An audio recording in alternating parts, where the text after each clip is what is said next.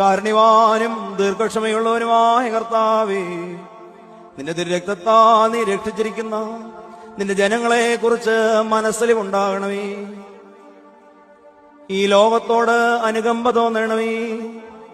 വൃദ്ധന്മാരെയും യൗവനക്കാരെയും കുഞ്ഞുങ്ങളെയും മരണം വിഴുങ്ങിയിരിക്കുന്നു. കരച്ചിലും വിലാപവും കേൾക്കപ്പെടുന്നു. മഹാമാരിയുടെ ദുരിതങ്ങളിൽ നിന്ന് വിടുതൽ നൽകണമേ. കർത്താവേ, നിന്റെ തൃക്കൈ നീട്ടി ഞങ്ങളെ സഹായിച്ചില്ലെങ്കിൽ ഞങ്ങളും നശിച്ചു പോകുമല്ലോ.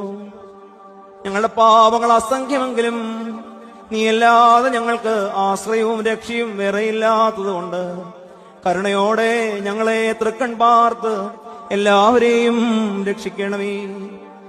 സകലത്തെയും നീ കൃപയോടെ കാത്തു പരിപാലിക്കണമേ. ഞങ്ങളെല്ലാവരും കൂടി നന്ദിയുള്ള ഹൃദയത്തോടെ നിന്നെ